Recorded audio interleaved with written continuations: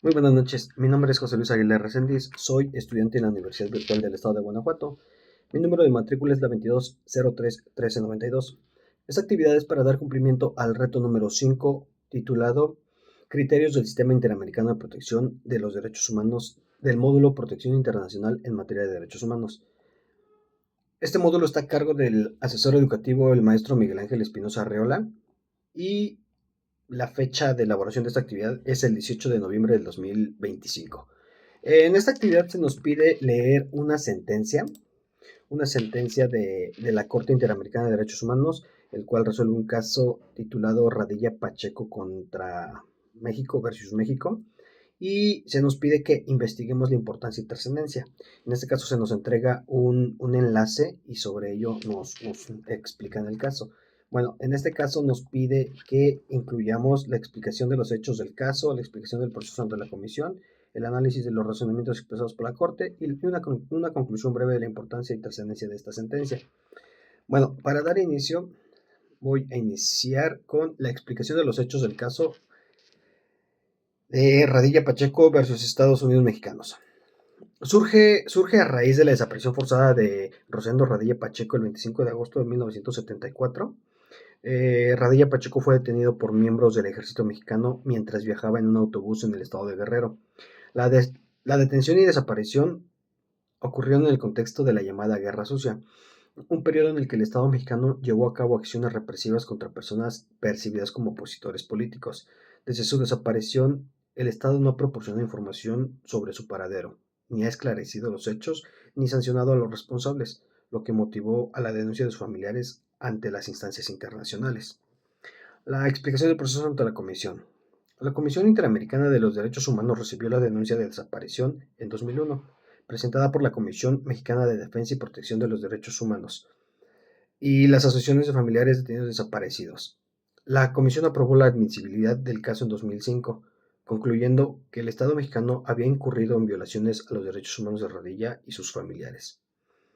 Para esto, en 2007, la Comisión emitió un informe en el cual recomendaba al Estado tomar medidas para investigar, sancionar y reparar a las víctimas. Eh, Tras observar que México no cumplió con estas recomendaciones, la Comisión sometió el caso a la Corte Interamericana en 2008. El análisis de los razonamientos expresados por la Corte. La Corte Interamericana analizó el caso considerando que la desaparición forzada tiene un carácter continuado y permanente, mientras no se esclarezca el paradero de la víctima. Con base en esto, rechazó la excepción de la incompetencia temporal planteada por el Estado, afirmando que México estaba obligado a cumplir sus compromisos desde la ratificación de la Convención Americana en 1981, aplicando también la Convención Interamericana sobre la Desaparición Forzada, ratificada en 2002. En cuanto a los derechos violados, la Corte estableció que México había incumplido sus obligaciones de garantizar el derecho a la vida, a la integridad personal, a la libertad y al acceso a la justicia en relación con Radilla y su familia. Argumentó que el Estado no había adoptado medidas eficaces para investigar y sancionar a los responsables, lo cual prolongaba el sufrimiento de los familiares y mantenía el caso en impunidad. La Corte también señalaba incompatibilidad, con los estándares internacionales de derechos humanos, ya que debía tratarse con la jurisdicción civil, y finalmente la Corte ordenó una serie de reparaciones, en los cuales eran las medidas de compensación económica, la investigación exclusiva del caso, la adopción de reformas legislativas para limitar el fuero militar y la realización de actos públicos de reconocimiento de responsabilidad. La sentencia en el caso Radilla Pacheco marca un precedente. Bueno, perdón, esto ya como conclusión, yo quiero argumentar que la sentencia en el caso de Radilla Pacheco nos marca un precedente fundamental en el derecho interamericano y mexicano, lo cual, en este caso, la Corte fortaleció la interpretación de la desaparición forzada como una violación continua y reafirmó la obligación de los estados de adoptar medidas efectivas para erradicar la impunidad en casos de violación grave a los derechos humanos. En México, esta decisión fue un impulso significativo para limitar el fuero militar en casos de violación a derechos humanos y avanzar en la protección de los derechos de las víctimas y sus familiares.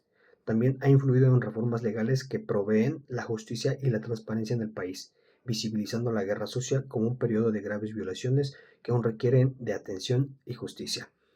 De mi parte sería todo. Hasta aquí llega mi aportación. Le agradezco mucho la dedicación en este módulo.